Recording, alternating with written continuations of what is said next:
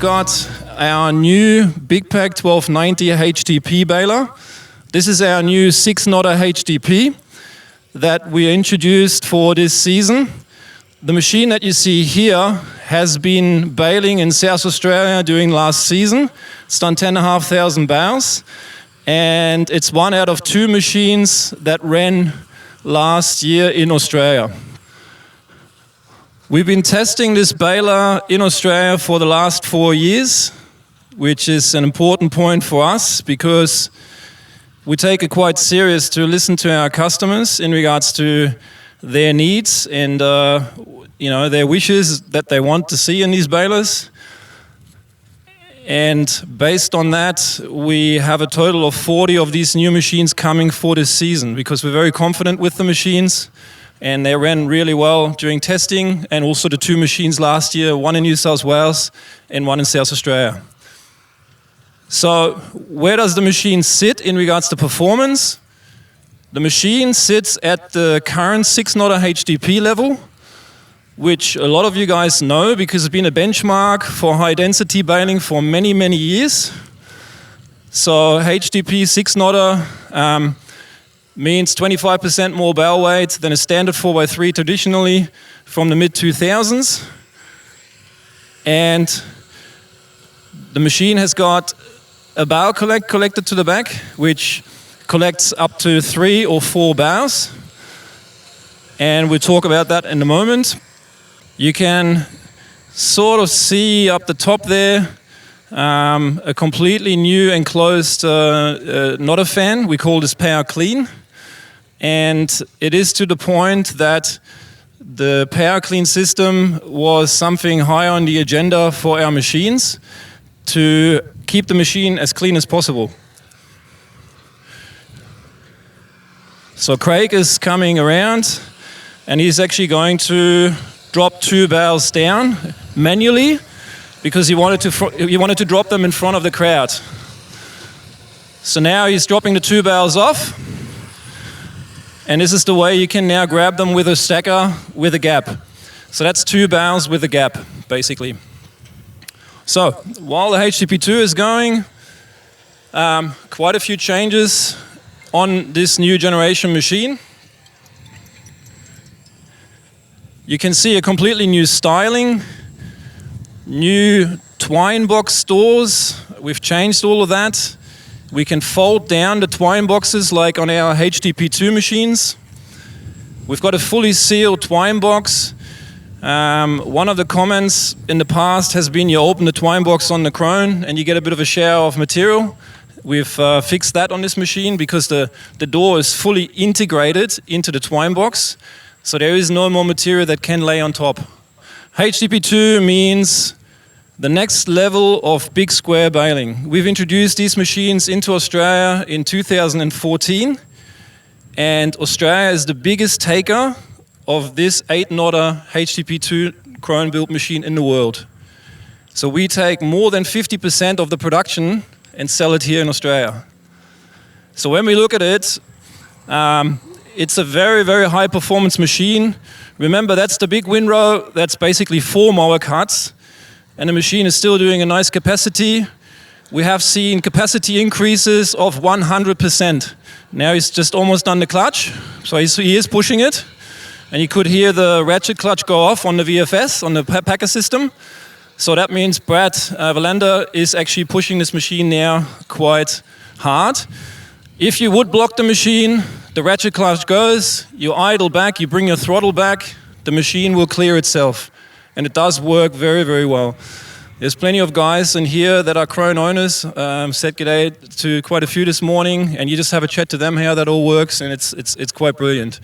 You can push these machines to very, very high performance levels in regards to forward speed, but also bale density. Because what we've got on the machine is 8 knotters that go around the bow, and these 8 strings will hold the higher density bales together. And that's a unique thing in the market, which has, in a way, here and there revolutionized also the Australian hay industry.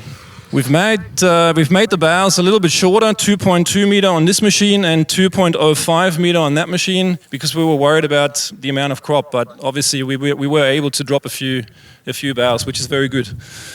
So that's the HDP2. We can see the market in Australia still going towards this machine. There is a tendency to have more productivity, more bale density, baling your high quality hay off the field quicker, and at the end of the day in a really nice style with a very nice bow shape, especially when we have drought situations where bales are being transported all the way up to North Queensland.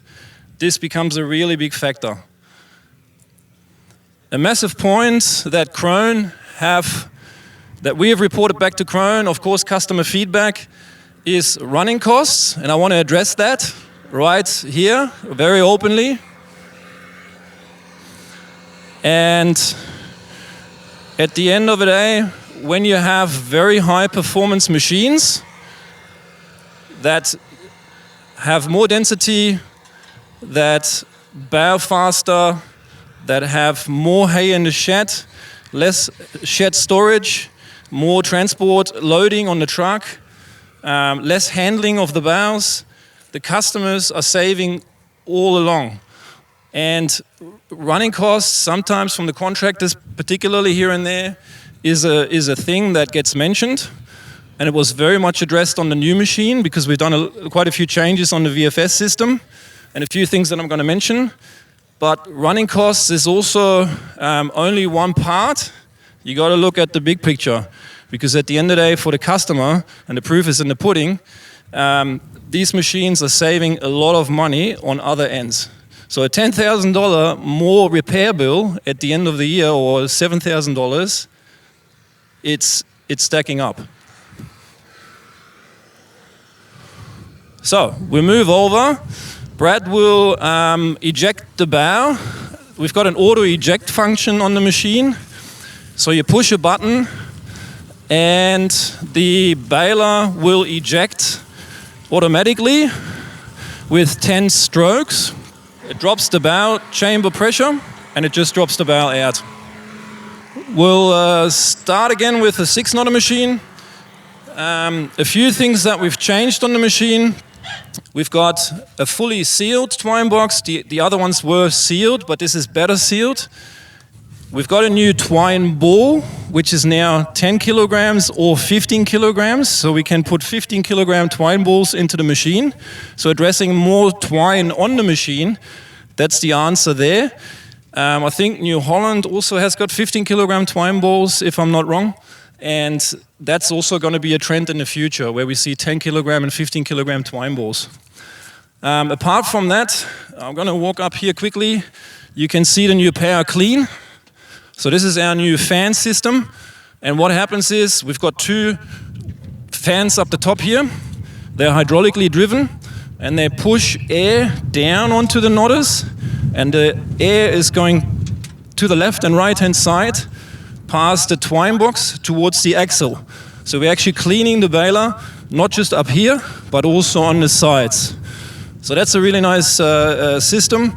We've got a gearbox on here now for our knotter shaft, fully enclosed, oil immersed gearbox, and some walkways to go to the front of the machine so that you can check things over.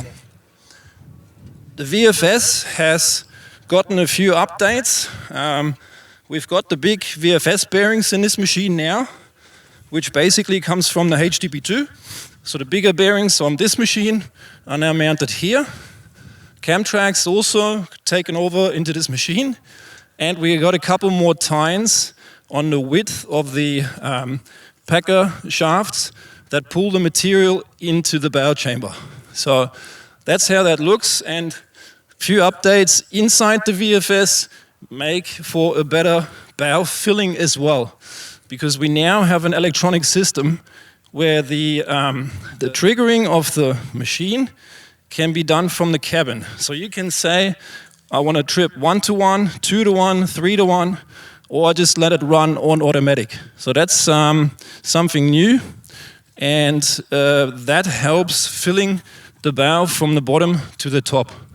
While I'm at the VFS, I might also mention that the steamer over there, which is a really nice industry evolution as well, in a lot of ways, helps you guys bailing during the day.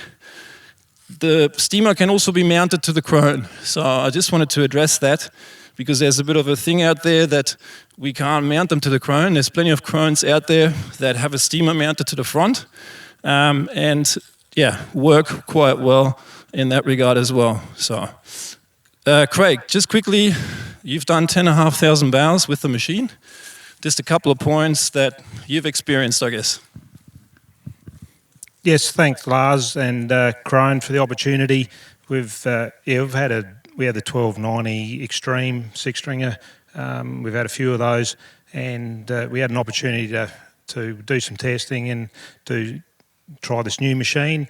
And from my experience, everything that we've been griping about with these machines, with the straw blowing all over your face when you get out and re-string them, and the knotters, they've addressed. So look, I've been really happy with the machine, and we've equipped it with a Baler collect.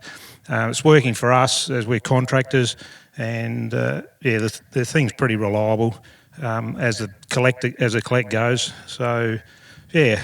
So I'm Nathan Thomas, Assistant Product Manager of Krone, and Lars and I work quite closely together.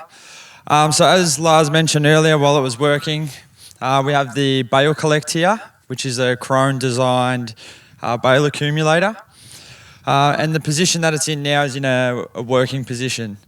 When you want to use the machine in road transport, there is a telescopic drawbar. The machine will push out and your wings will fold in. So it'll transport basically like a trailer down the road, and you can drive it, say, up to 50 kilometres. It does have 5 different modes to eject the bale. So as it was dropped before, that was 2 side by side with the space in the middle. But otherwise you can do 4 bales, so 3 with 1. You can do 3 bales, the 2 as I mentioned before, or you could do 2 side by side, as well as just 1 straight down the middle. So in general, probably the 2 side by sides used the most, just makes it easier for stacking purposes, saving your time and money, adding some value there.